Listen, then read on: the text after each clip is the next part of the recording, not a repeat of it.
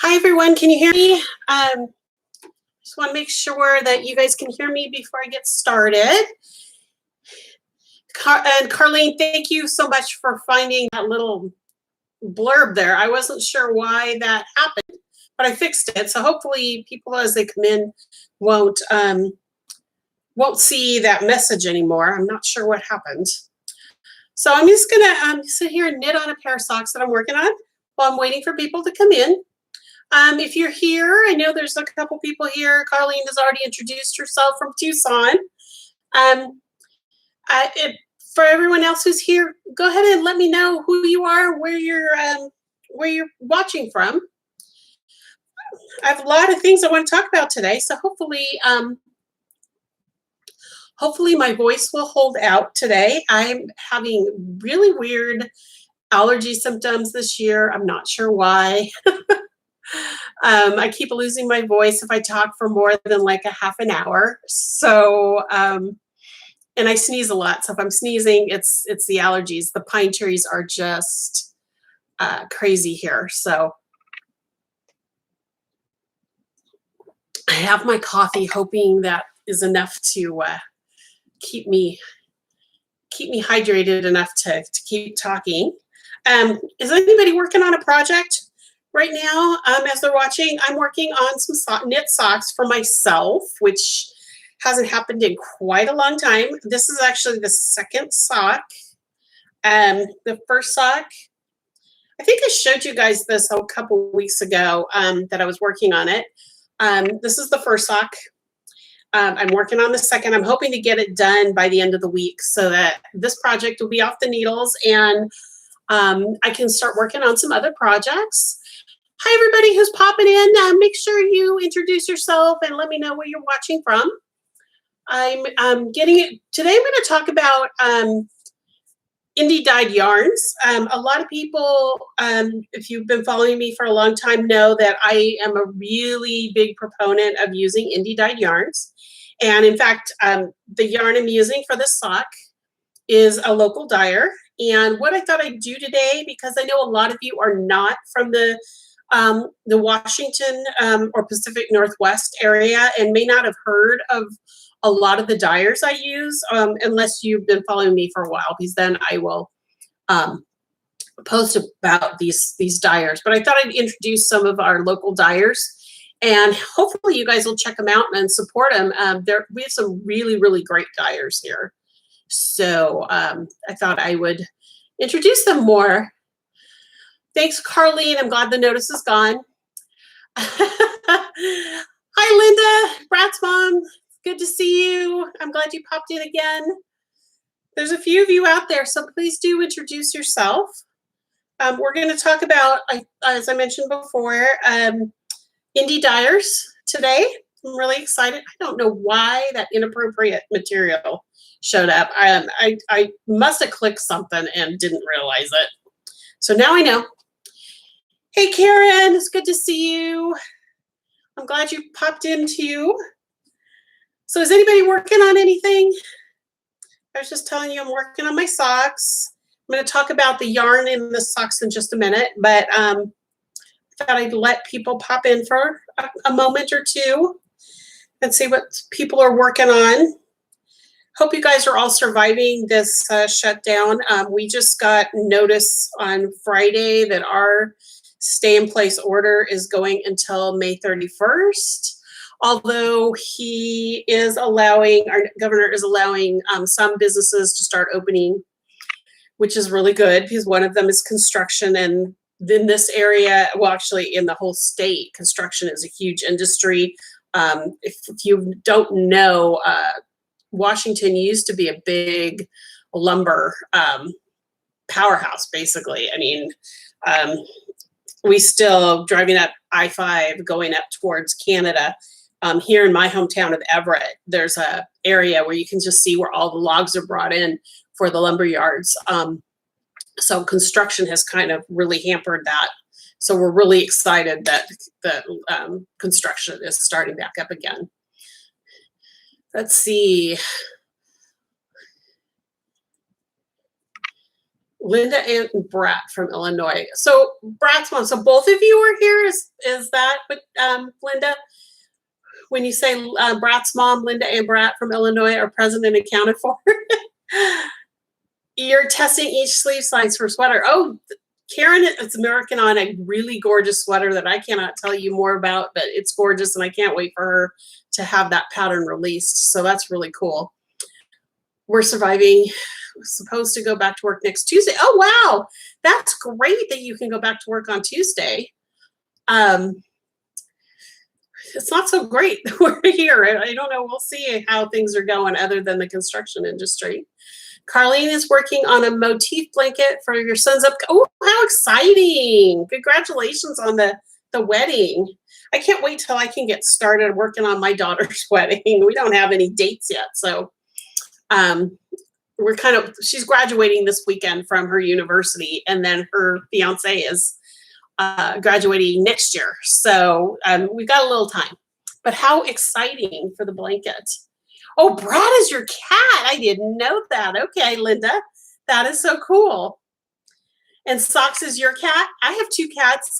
They never wander in my office very often, except for maybe late in the afternoon when they're ready for dinner. But I have 2 cats. One is Amber. We call her Ambi for short. I don't know where that came from. It's just Ambi. She's a black tortoiseshell. And then we have Callie, the calico, which my daughter named. We rescued them both at the same time. They're from different litters, but they've become little sisters. So, and they're, oh gosh, 13 years old now. So yeah. Hi, Kathy. Oh my gosh, I'm so glad you're here. And you're working on a knit blanket. Oh, I'm glad. I'm glad I can help. I've been thinking about doing a live video weekly for a long time, and this quarantine kind of forced me to want to connect with you guys live more often. So it's been great for me too. So I'm glad you could join us, Kathy. I'm going to go ahead and get started with what I was going to talk about, but you guys keep chatting in the chat. If you have any questions for me or want to mention anything, that's great. I just thought I'm trying to come up with ideas on different things I can talk about each week. And yesterday when I was going through, as I said last week, for those of you who were here with me last week, I am moving this summer to the Tri-Cities area of Washington. And so I've been packing up a lot of stuff. And one of the things I was doing was going through some stuff that I need to get out of my office so that when we show the house, it looks less decluttered. And of course, yarn is a huge part of my office right now. So I thought about maybe introducing you guys to some of our local dyers here in the state of Washington and in the surrounding Pacific Northwest. Most of them are in Washington, so I don't have very many that are outside. I think I only have one that's here that's outside of the state of Washington. Yeah. But I thought I'd introduce you to a few of the local dyers here because some of them are really small and just getting started, but I've discovered them over the last year and I love their yarns and I want to get the word out about them. And so what I'm going to do is I'm going to go ahead as I talk about these yarns. I am going to post their website link in the chat so you guys can check them out either now or later if you want to. But I'm going to start with the yarn company who I am knitting my socks out of. This is a mom and daughter dyers, and I don't believe they're dyeing as together anymore. I think the daughter recently had a second child, and I know she's got really busy after that. But the original name of the company was Twigs and Twine, and this is one of their first yarns that they came out with. The colorway is called Strawberries and Cream. Let me see if I can pull the label out of the middle of the skein here so you guys can see what I'm talking about. This is their standard sock, which is 75% merino and 25% nylon. There's the label, Twigs and Twine, and the color is strawberries and cream. And what I really like about this one is that it's one of the softer yarns that has 25% nylon in it, because usually nylon starts to make it a little scratchy. I don't know if you've noticed that. The more nylon in it, the sock yarn is it's a little more stable, that's for sure, and you have less wear, especially when you're making socks. But they're usually a little coarser, and this one is super soft and super, super cushy. Let me see. I'm going to pull the cake out. And I love the way she dyed it, because it stripes every row. I mean, if you're a knitter, you know that doesn't always happen so consistently. And there's a few spots, you know, where I do some increases and stuff like that changes it. But most of it is completely striped. And I'm going to pick up my label here that I dropped. Anyway, I'm going to put her mom. The mom is still dyeing yarn. Her company name is the Handmaker's Bag. Handmaker's Bag. I'm going to cut and paste her. I had hers up just to make sure she was still dyeing yarn. She doesn't have a whole lot right now on her website, but what she's really known for is making project bags, and her project bags are gorgeous. I've yet to get one because she sells out so fast. So check her out. She is actually going to be a lot closer to me now. She lives in Central Washington. Whenever I go visit my daughter at her university, she's at Washington State University, we actually drive through her hometown every time we go out that way. So check out the Handmaker's Bag. She's got some great yarn out there. Okay, so next one, and you guys probably, I'm always drawn to colorways with food names and almost always describe colors with fruit and veggie names. You're a foodie. You're a yarny and a foodie. That's what that says about you. And I tend to, I mean, especially colors like oranges is always carrot or you know, something like that. Certain pinks, I always call them watermelon pink, that kind of thing. So it's not just you. I mean, if the color reminds you of some vegetable, yeah, that's a good way to do it. I love the fact that this is strawberries and cream, because I'm also a sorority girl, and my sorority is Zeta Tau Alpha. You have like your mascot and things like that, but we also have strawberries. So this is kind of a cool thing, was strawberries, everything strawberry related with Zeta. So that was kind of cool to see a yarn that was strawberries and cream. Okay, so now the second indie dyer I want to talk about, and you probably hear me talk about her all of the time because she's probably my favorite indie dyer, bar none. The way she dyes color is amazing, and that is Sorella yarns. I'm going to show you this one first. Sorella yarns. She's actually literally 4 miles that way. She and I get together for coffee all the time. I'm going to put her website up here while I am. I need to make sure I spell it here.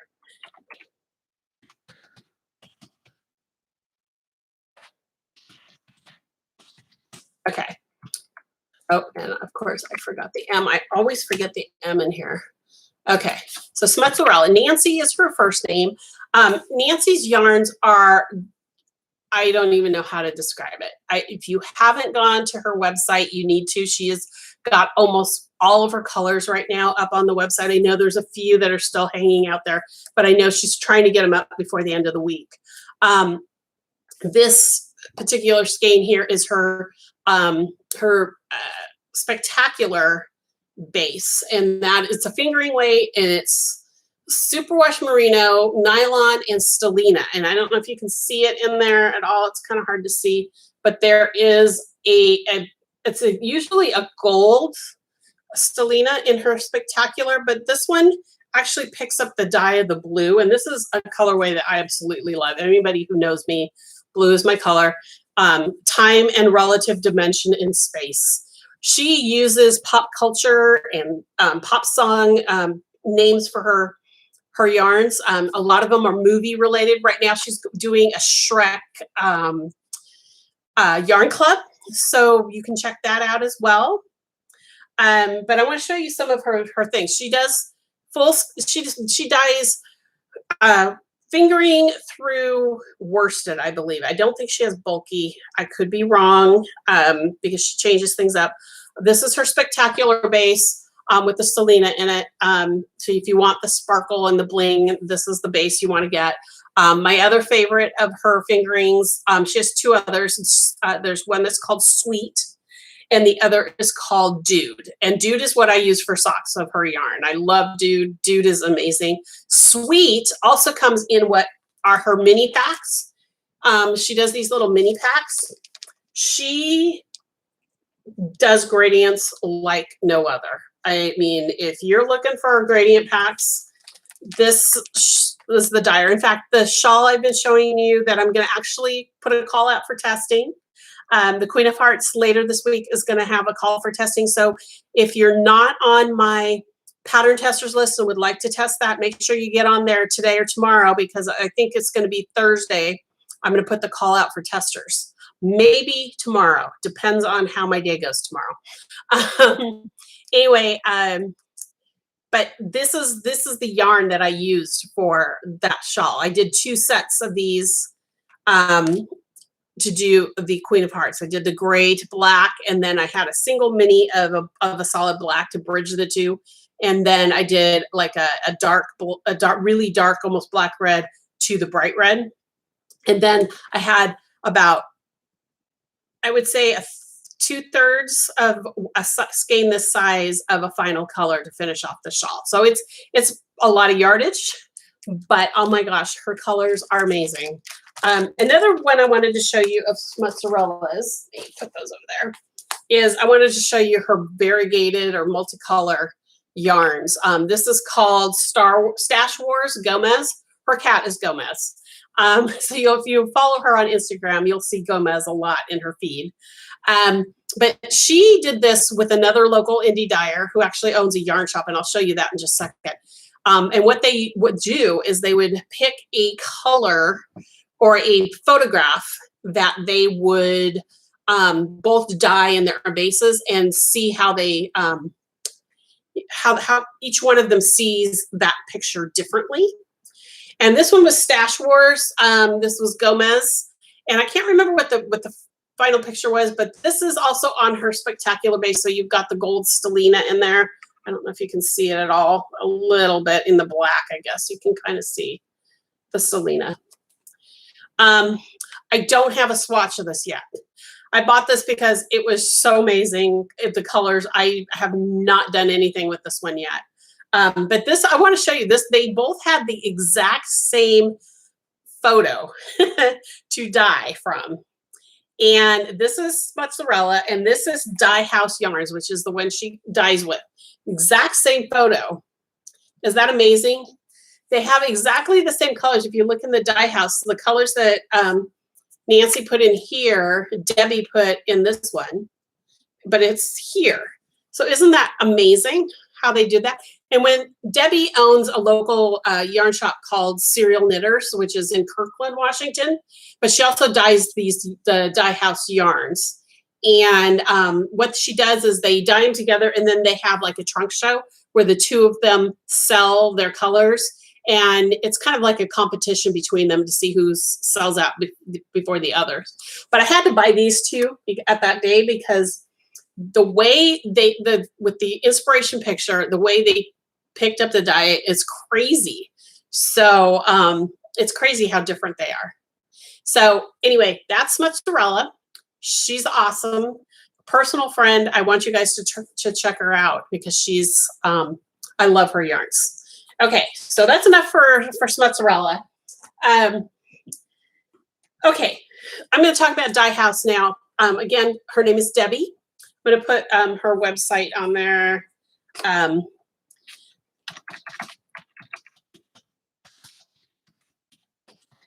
Again, she's a yarn shop that dyes yarn. So her yarns are all on her website.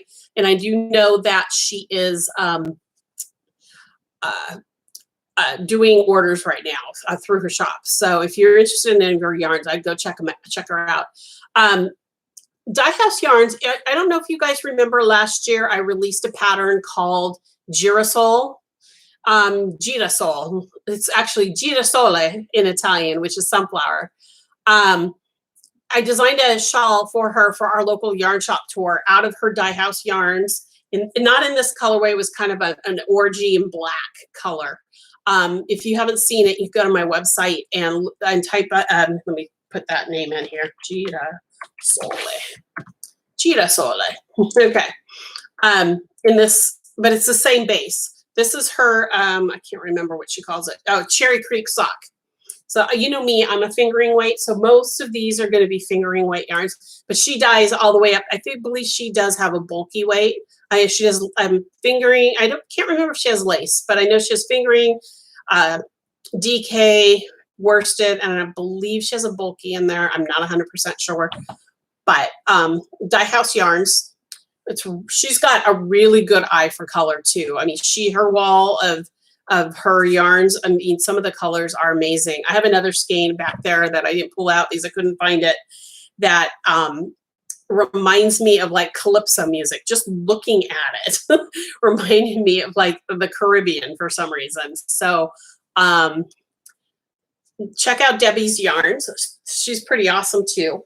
And she's a great yarn shop owner. If you ever get to Washington, the Western Washington, Kirkland is just like 15 to 20 minutes out of Seattle, and her shop is crazy. I mean, she carries so many different brands of yarn. You could spend 3 days in there and not see it all. So definitely check out Debbie and Dye House Yarns. Okay, now this is another dyer who I absolutely love her work. She's south of Seattle. Her name is Dandelion and Daisies. And some of you might follow her on Instagram. She does a lot of, there we go. I know everything's backwards, guys. I'm sorry. But she does a lot of Instagram stories, and she talks about her yarns, and she shows some of her dye process.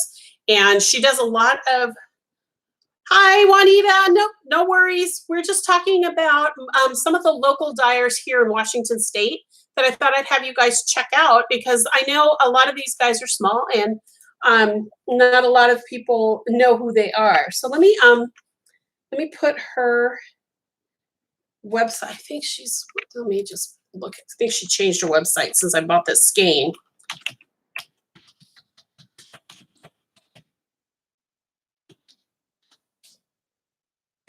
I can't spell.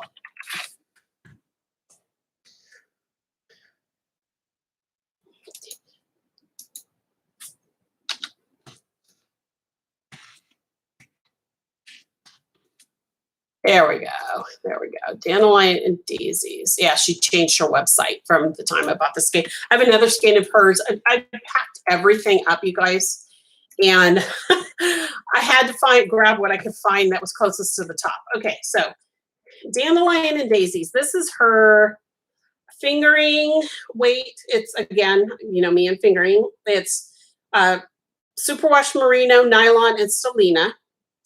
And this is her colorway Fondest Memories. Now, she's a dyer. Again, she does a lot of Instagram stories. She shows you her dye process online.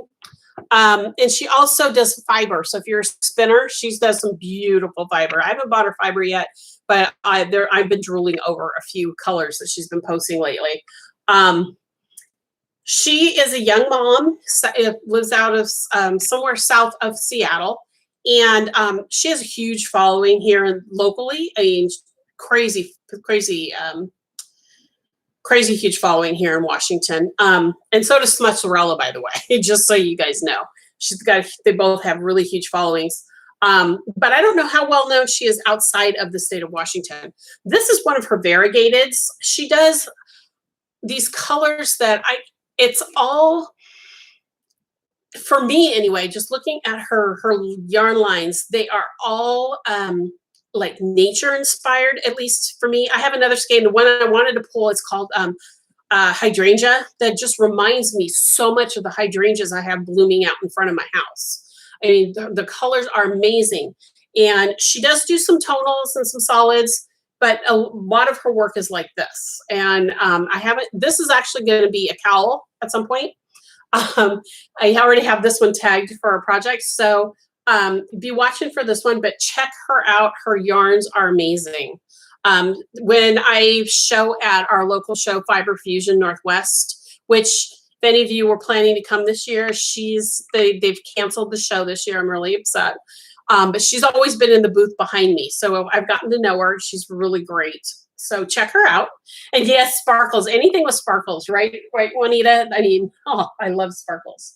Okay, here's another dyer who's local to me. I just discovered her last summer. So I haven't used this yarn yet. Her name is Willow on the Water. And I haven't seen a website for her, but her Instagram name is Willow on the Water. She's out of Instagram. Let me put that little up there so you guys know that that's where to find her right now. This is very similar to colorways to the Dandelion and Daisies. She's based on Whidbey Island, which is just an island right off of, actually right off of Everett, where I live. You just take a ferry over. And the kids and I last summer took a ferry ride over and drove over to a new to me yarn shop over there. Well, actually, she had just bought one of the older yarn shops and renamed it Sea Breeze Yarns. So if you ever get to Coopville, Washington, on Whidbey Island, check out Sea Breeze Yarns. But this is one of her local dyers who was there, and I fell in love with the skein, and you guys can probably tell. I mean, it's got the blues and the greens in there that I love, everybody knows, and there's the burgundy and the purple, and there's a little bit of yellow in there, but it's very similar to the Dandelion and Daisies, just slightly different. So this one doesn't have any sparkle. Again, fingering weight, and this one is 100% merino, and it's a single ply fingering weight, which is really cool. And she dyes there on the island, so if you're interested in her, and you can follow her on Instagram. She's got some beautiful photos on Instagram, and she does some beautiful projects. She is the knitter, but every once in a while you will see her pop in with a crochet project, because she does, in fact, she just started one, I think, this last week. So you might want to check her out as well. Okay, now I'm going to get to some new to me dyers that I just discovered in November, and I haven't used their yarns yet, but I am so in love because I got to chat with them. Every November we have well, it's only been 2 years now, but every November we have an event called Yarn Revolution, where a lot of local indie dyers come together and do just basically, it's like a market with a bunch of indie dyers. There's been a couple other, fiber related tools and things like that that are there as well. This year, I don't know if it's going to happen or not. I have a feeling it's going to be canceled. I haven't heard for sure, but I do have a feeling it will be canceled this year. But this was a new to me dyer. She's a young mom, Summit Road Fibers. And she is out of Vancouver, Washington. And let me put her website in there for you.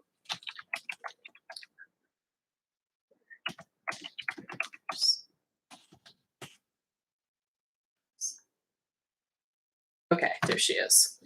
I fell in love with this color. Most of you know I am not an orange or yellow person, but this apricot color, it's called Savannah, just spoke to me. I have no idea what it's going to be yet, but it spoke to me and I had to have it.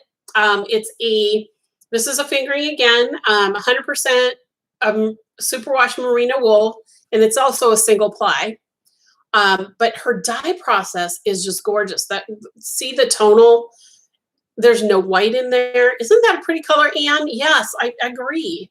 So it's just, I love how there was this lighter apricot in here with the darker peachy color. It's just absolutely fabulous. I have no idea if anybody has a suggestion. It's, let's see, 400 meters. So anybody who's interested, or has an idea for this one, let me know. Again, she is a local. She's down in Vancouver, Washington. And she's a young mom just getting started. I think she's been around a couple of years, maybe 4 years now. But I just found her in November. And so I'm dying to use this. I just don't know what I'm going to do with it yet. So this is Summit Yarns. Okay. And this gal, actually, I have met on Instagram before. I actually saw her yarns in person in November. And this is Wedgwood Fibers. She's out of Seattle. That's her tag, Wedgwood Fibers. She is she was only in shops at one point, a local shop, Acorn Street Yarns in Seattle, but she has recently put up her own website. Let me put it up for you here. Edgewoodfibers.com. Very good. Sure I spelled it right. Okay. She uses her colorways are all based in nature. This one is called Oyster Shell, and again, it's got the blues in there and the purples and stuff in there. But the way she dyed it, it's mostly the plain base with just like speckles and a little bit of color. I had to have this one too. Her posts on Instagram are amazing.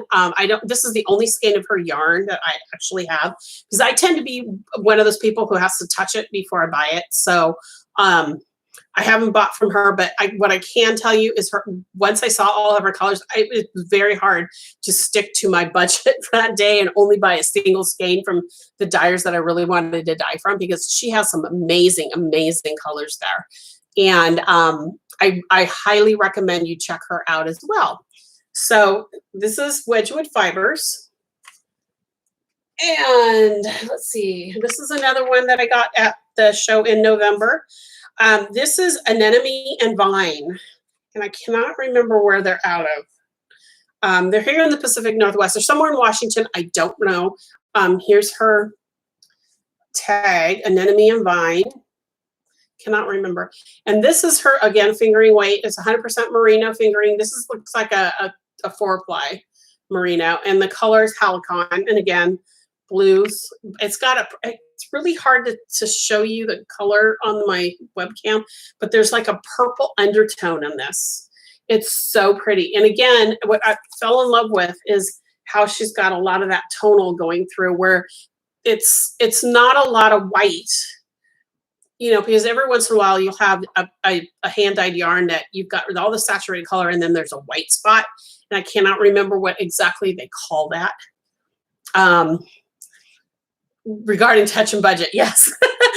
Carlene, it's so hard when I go to these shows, but this was last year was the first time I was able to make it to our Yarn Revolution, and I had to set a budget because I knew that there was going to be so many dyers there that I had to just say, okay, one skein, and I couldn't go over this dollar amount. But anyway, so this is another one that the color spoke to me. But the thing is this is 100% merino, and it's so soft. And I wish I could give you the squish factor on this. I don't know how I could give you the squish factor, but it's just really cushy, cushy yarn. It's going to be yummy. Whatever I decide to make with this, it's going to be really, really yummy. So Anemone and Vine, I don't know if she has a website. It doesn't have one here, but I'm going to put her name here.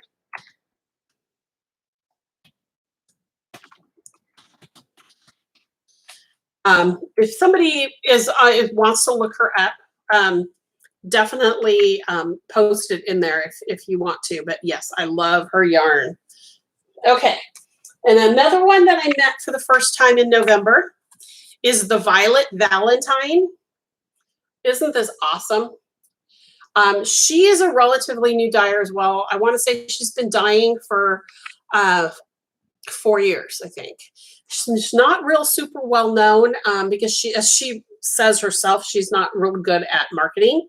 But she has some amazing colors. This is her Marzipan colorway. Oh my gosh, I fell in love with this. I don't know, I'm not a hot pink person, but that hot pink got to me. And it's with the pistachio green. I don't know if you can tell, it's a pistachio green. I do have some pictures of these yarns on my blog. If you search for my Yarn Revolution stash, I did post about these back in November. So you might be able to see the truer colors. But her website, I'm going to put it, she's actually on Etsy. So I'm going to put that on here.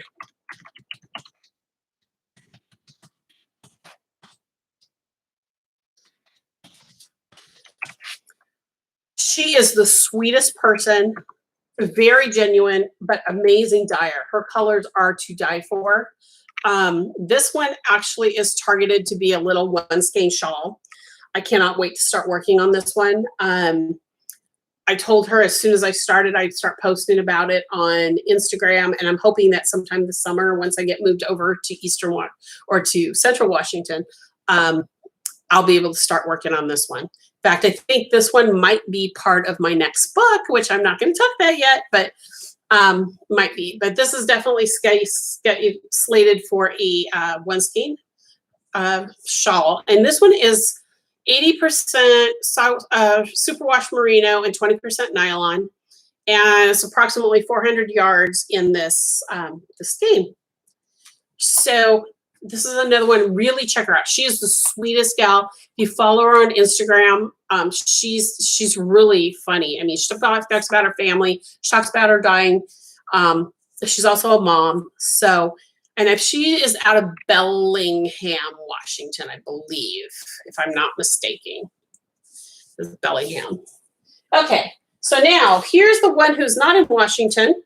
This is another one of my favorite dyers. In fact, if you have been following me since last, I guess 2 years ago, when I had my 20th anniversary of being a designer, and she dyed my custom colorway, Jellyfish Nebula, for the cowl that I designed for my anniversary. This is Inner Yarn Zen. She used to be in Southern California, and a few years ago she moved to Idaho, just outside of Boise, Idaho. But Inner Yarn Zen, she is an amazing dyer too. Another one of my favorites. In fact, she and I have a pattern coming out later in June that we're going to be doing, so be watching for that. But this is her lupine colorway, and this was actually, she dyed several years ago for Anemone and Vine on Etsy. But oh, okay, that's all right. I'll see if I can find it, Carlene, and I'll post it. I'll post it in the notes underneath the video in YouTube once the stream is over, because I was planning to go ahead and just post all of this. And she dyed this about 3 or 4 years ago it was the custom color for Stitches West at the Yarn Over Trucks booth. The Yarn Over Truck that year did 4 different dyers and had them design have them buy a custom colorway for the event. And then they had each dyer had a knitter and a crocheter that designed something with that yarn. I didn't work with Inner Yarn Zen, but that's when I met her, and I fell in love with her yarn. If you're a CGOA member, you may have seen her a few times at CGOA in the market. She is a crocheter first and then a knitter. So she knows how to dye for crocheters, which this lupine colorway is, oh my gosh, it's to die for. I've had it for 3 or 4 years now, and it's so pretty in the skein. I don't know what to do with it in crochet, but it will be something at some point. This is 100% superwash merino fingering weight, and again, 400 yards. And she has a cool, I mean, you can see some speckles in there. She's got striping going on. It's really cool. So check out Inner Yarns, and I'm going to put her website here as well.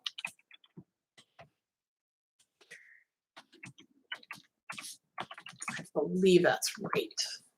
Let me just verify that's her.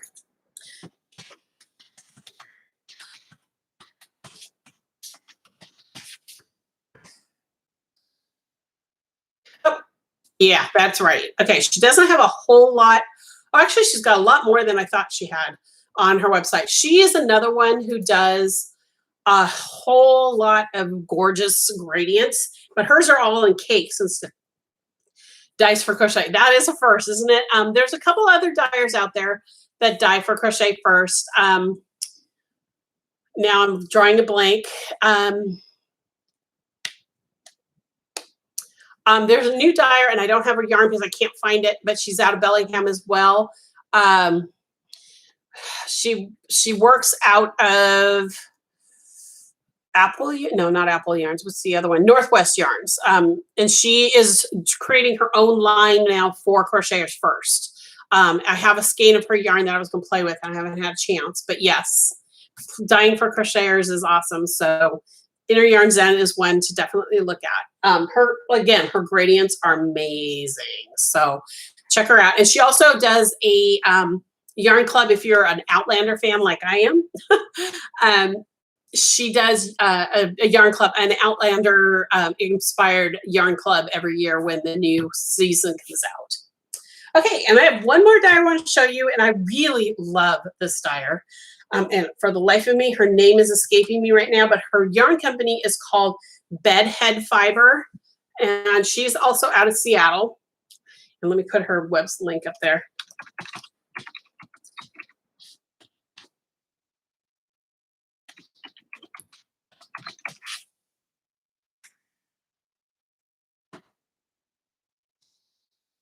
Okay. Yes, we do need to dye. We do need to support the dyers who dye for crochet. The other company I think is Cornbread and Honey. She's out of Ohio, I believe. She's a crocheter first. And she and I had chatted a while ago, and she, always wants to work with dyers who are with crocheters for her yarn because she is a crocheter first. But anyway, Bedhead Fibers. What I love about her yarns, and why can I not remember her name right now, is that she dyes all on usually organic yarns of some sort. Like this one is an organic cotton. It's 50-50 organic cotton and organic wool.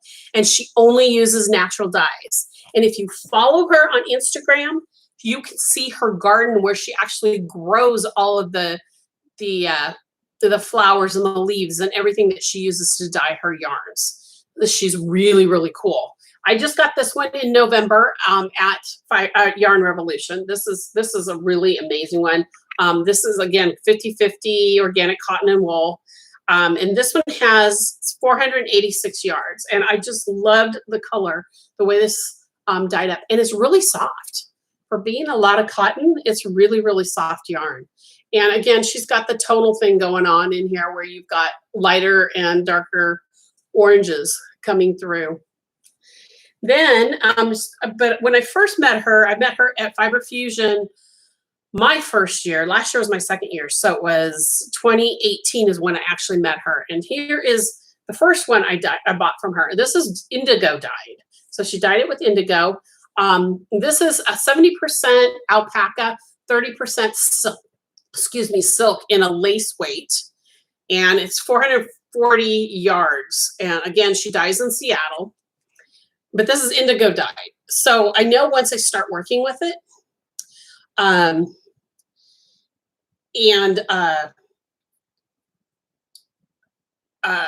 I can't remember what I was going to say. I just lost my train of thought. With indigo, I know when I crochet with it, it's going to rub off a little on my hands. I don't know how many of you have ever worked with true indigo yarn, a yarn that's been dyed with indigo, but no matter how much washing they do, you're going to get a little bit of transfer onto your hands. And that's not a huge deal because it's washable. I mean, it's a plant-based dye, so it's not going to hurt you anyway. It's just that when you wear these things, you want to make sure you don't wear them with like a solid white top or something like that, because that will transfer a little bit. But this is amazing. I mean, the silk and the alpaca together is amazing. Which one, Karen, on this one? This one's 440 yards of lace weight. The other one was 486 of fingering in this one. But she dyes such beautiful colors, all natural. She's on Instagram, so make sure you follow her there. Which one? Even after an extra, well, she doesn't use vinegar baths on hers. And most people who do the dyeing with natural dyes don't use the vinegar bath. It's all because they don't want the smell. They don't want that extra stuff. And vinegar does, with indigo, indigo is one of those fibers, or is one of those dyes that it just comes off. It's the same stuff they dye your blue jeans with. Remember back in the day when you would buy the shrink to fit Levi's and you'd wash them a few times and you'd still have blue coming off on your leg? That is that is the indigo that they use. And no matter, you know, I mean, it just comes out. I mean, eventually it'll stop, but it takes a while with indigo. So definitely check out Bedhead. I love looking at her garden. And she also, if you're interested in dyeing for yourself, she also sells the seeds for different dye colors. So, and then she has a sister who actually she sells the seeds for, who does the pollinator project, which is a bunch of seeds that you can buy and plant in your yard to stimulate bees to come into the yard and pollinate. So she also does that as well. So check out Bedhead Fiber. So those are my local dyers that I wanted to talk about. Does anybody have any questions for me on them?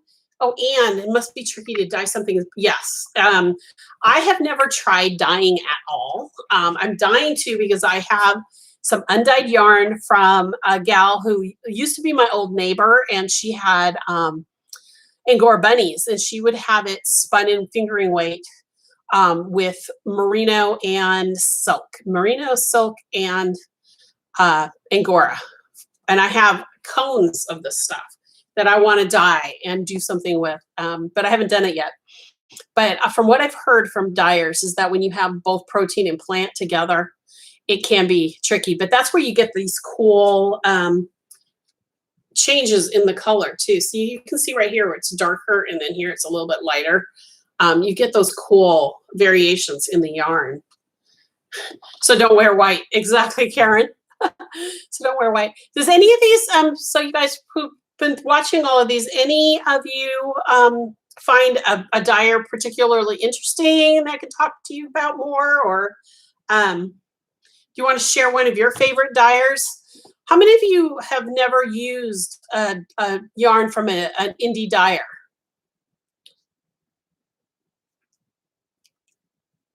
Anybody?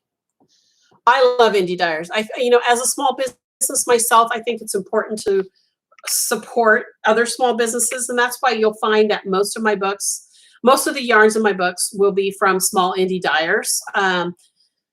People like, let's see, I use Black Trillium a lot. She's out of Oregon, but she's just closed her shop, so she's not dyeing anymore. Let's see, who else do I use? I use Sorella a lot, a lot. Another company is Yarn Love. She's in Iowa. She's got some amazing colors. She's not local to me, but she's another dyer I use a lot. And in her yarns, and you'll see me use a lot. Roundtable Yarns out of Texas is another one that I love. So I tend to gravitate towards the indie dyers. Let's see. Juanita, you have one. You have one. What? I wasn't okay. And then Carlene Roberts. These all look fabulous. Most intrigued by Bedhead and Inner Yarns On. Check them out, Carlene. They are amazing. Both of them are really amazing. And it says, once in a while, as a special treat, I buy yarn from indie dyers, but it takes a while to find the right project for these precious skeins. Yes, absolutely. Absolutely. The thing that's unique about hand dye versus a company like Barocco or even Red Heart is that if you don't buy the colors that were dyed together, and even if you do buy colors that were two skeins in the same pot, there's variations in the color. I mean, hand dyed, that's what's really cool about hand dyed, is there's so much variation in their colors. So they're not perfect. But it's always, once you buy one, especially it's something that you've saved for and want, you knew you wanted this colorway, and trying to find the right project is wonderful. You love Emma. Oh yeah, Emma's Yarns is out of Florida. She's a young dyer, very young. She started at 15 as part of a chemistry. She was homeschooled, and she did dyed yarn as part of a chemistry project, and now she has her own yarn brand. So Emma's Yarn is good. And Miss Babs is another one, but she's a little bit bigger hand dyer. She's been around the block for a long time, and she's I can remember her showing at Crochet Guild of America back before 2010. So she's got some amazing dyes. She's not she's not what I would call an indie dyer anymore, even though she's considered an indie dyer. She's so big now. She's kind of like Madeline Tosh. They're so big now that they're not true indies anymore. I bought Expression Fiber Arts. I would call still, even though she's gotten a lot bigger, Expression Fiber Arts is an indie dyer I like too. I love some of her yarns. Brat's mom, I haven't yet, but when I get through some of my stash, I would love to. I have some Malabrigo. Oh, Malabrigo. Nobody dyes like Malabrigo, but I don't know if that's considered. They're not an indie dyer. They're too big to be an indie dyer. Indie dyers, what I consider indie dyers are people who, pretty much work at home or have an office space where they dye. It's usually just them and maybe a couple helpers. And maybe I would add to that list a company like Miss Babs or who's the other one I was just talking about that might be Miss Babs and Mad Tosh. Although Mad Tosh I think is going to be a little bit bigger now because Jimmy Bean's Wools just bought them. Shirsty Cat. Shirsty Cat's another one. I haven't used her yarns. Actually, I haven't really seen her yarns up close. But I know she's another indie dyer. Oh, that's okay, Michelle. I'm glad you were able to make it here. We were just talking about indie dyes. Oh, Space Cadet and Fiber Seed are another two. Fiber Seed's another one of my favorite dyers. She's not local to me. She's in Ohio. She started in Florida and she's now in Ohio, but she's a little bit bigger now. I mean, she dyes all the yarn herself, but oh my gosh, some of her yarns are amazing. If she was local, I would have definitely had her on the list. I mostly buy fiber from her and Shirsty Cat. Okay. Yes. I haven't seen her fiber either. So, Carlene, I lean toward tonals and gradients. I don't normally go for variegated because I can't make them not look muddy in a swatch. They do look muddy in swatches, and that's because you have such a number of stitches. There's, maybe up to 40 stitches, but if you're making a garment, something like this would be amazing because you have a lot more stitches across and you don't get that muddying going on and you don't get the pooling as much when you've got a longer strip. Or even if you used it for like a really wide shawl, you'll notice that the shawls that I make that have a variegated or self-striping don't always necessarily come out the way a knitter's would too, because crochet uses so much yarn that your colors are not spreading out as much as they would if you're knitting. But yeah, definitely try a variegated. I'm a very tonal and a gradient person too, though. I tend to want balance in a lot of things, but I'm learning to expand my horizons lately. Anne says, I know they're in Europe, but dye for wool and dye for yarn are really fun too. I hear about them, but I've never seen their yarns, so I'll have to look for them. Anne. Brat's mom, I got the yarn on sale from a knit shop. That was going out of business. I will have to look at the rest to see if there are any indie dyers. Oh, you don't have to use variegated open work, but you can. I do a lot of variegated open work. In fact, I find that open work, especially really lacy open work, can really make a variegated look really cool. It does in some lace sections. A lot of times too, I just did a shawl called Whimsy with another local dyer who I don't have any yarn of right now, but Trilogy Yarns. She's based in Spokane, Washington. And I did a tonal and a variegated with hers. And I did the main part of the shawl was all the tonal color, and then the lace at the bottom was all her variegated, and it was just gorgeous. But I've also done the opposite. I've done where I use the variegated as the solid sections, and I'll use the tonal as the lace, and it works as well. Okay, Juanita, the other one I use is Into the World. That's another dyer that's really pretty. Yes, I've seen hers. They have both fiber and yarn, and the colors are spectacular. Yes. You do use solids in open work too, Carlene? Yes. It's all up to you. I mean, the one thing I love about being a crocheter and even a knitter is you when you are making a project, and what I love about all my followers too is that you're not afraid to try different things with my patterns or anybody else's patterns. You know, if somebody uses, excuse me, here goes my allergies. Hang on. You get to choose if you want to use the variegated, if you want to use a speckled, if you want to use a space dyed, if you want to use a self striping, where someone else may have used a tonal or a gradient. You get to choose. So whatever is beautiful in your eyes is the way I want to see you use my patterns. Just because I use, like in my modern Italian lace crochet, I don't have any variegateds at all in there, I don't think. No, I don't have any variegateds, all tonals, I think. Because in my mind, oh no, I take that back. The very first pattern, our Arquitectura, has a speckled yarn, but it's mixed with a tonal. So, but I tend to, when I'm publishing patterns, I tend to gravitate toward tonals and gradients because they photograph better.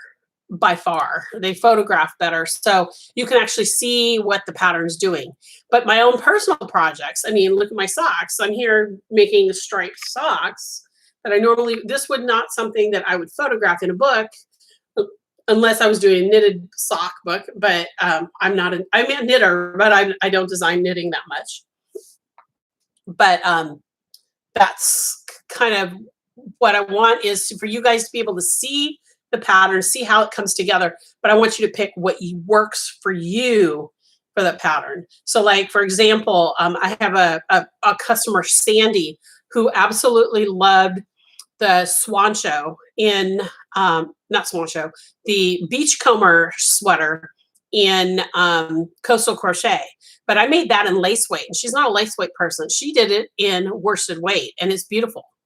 So, you know, don't be afraid to try different things with my patterns. Let's see. Oh, and you like speckles. I love speckled too, Carlene. Speckles are fun. And actually, I think as a crocheter, they're more fun, it's for me, in crochet than they are in knit. Juanita, spinning projects I post on Instagram show both the ones I mentioned. Oh, okay. I follow you on Instagram, Juanita. So, but everybody else, if you want to see some gorgeous spinning, check out Juanita's Instagram. It's beautiful. Michelle, I have trouble with striping yarns. I'm starting just to cut them all up. Are you meaning that you are you're cutting the colors apart? Is that what you're telling me? I'm not sure what you're asking, what you're saying there. So tell me what you mean. Explain that a little bit, Michelle, so I understand what you're saying. Kathy says, I like Legacy Fiber Arts. Some other dog. Oh, okay. I haven't seen them. I'll have to look them up. Legacy Fiber Arts. Okay. I have to look them up. Karen's careful with variegated because sometimes it takes away from the stitch I work so hard on. Yes. When you're working with multicolored yarns, whether it's striping or variegated, or sometimes even gradients will do this. When you get the color change, especially in the gradient, it tends to mess up your stitch patterns. And sometimes you might have this gorgeous shell, but then because the shell is half one color and half the other color, it may look funky in your fabric. So you do have to pick and choose your stitches, and you should swatch when you're working with variegateds. I tend to, when I'm doing variegated yarn and I'm swatching, I tend to do, like 70 or 80 stitches rather than 40 or 50, just so that I can see what the colors are going to do. That's really important. That's really, really important. You're cutting up the colors. Otherwise, I can't control where they start and end. Okay, I understand that. Most, I'm going to say most self-striping yarns are made for knitters. It just works out that way. I don't know why. I mean, it's just that way. When it comes to self-striping, the only self-striping yarns that I've seen that work really well for crocheters are some of them that come out of Red Heart. I usually use bunches of hugs for my nieces and nephews when they're having babies, because I know that it's going to hold up, and they're going to throw them in the dryer, and I'm not going to waste the yarn and waste really good yarn on something that they're going to use constantly. And so I use bunches of hugs, and I use their self-striping, and it stripes beautifully. All the baby Afghans that I've made, I have a go-to pattern for baby Afghans that, oh my gosh, it doesn't matter what color and that yarn I use, it always comes out striping beautifully. So, but the indie dyers, because there is no, I mean, Red Heart is done on machines, so they pull out however much yarn, you know, however many yards they want this color to be, and that color, so they're consistent across skeins. With hand dye, you can't do that. So yeah, Michelle, yeah, definitely self-striping is going to be an issue. If you're working with gradients though, wherever the color falls, it doesn't matter. But if they're really chunky colors, you definitely want to cut them and make them work the way you want to. Karen McKenna, I have the same problem. Okay, you've got, okay, so longer color sections do help, and that's where Red Heart has a thing. I mean, if they really dye good yarns for striping, longer color sections do help. There are a couple indie dyers who do that. I cannot think of them off the top of my head. Yeah, you can fix the color changing with math. That's the play and pooling kind of thing, the classes. You can do that.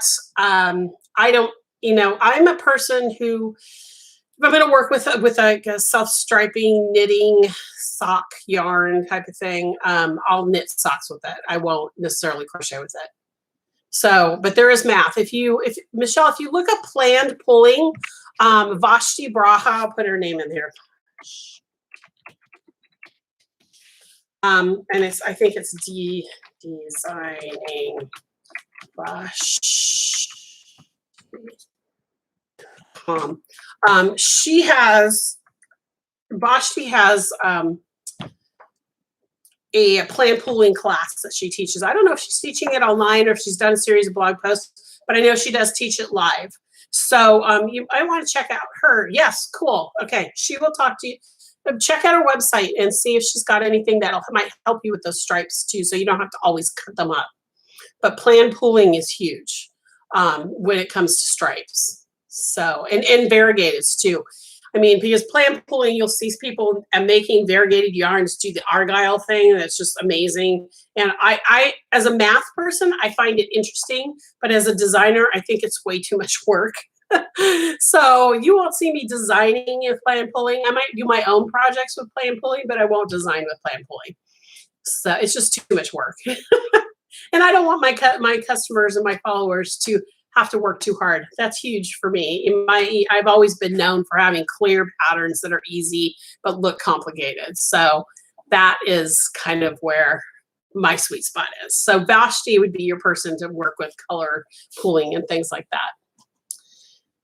Yay. So anybody else have any questions? We're just past the 10 o'clock mark, but I'll answer any questions. If you have any more comments you want to leave, that's great.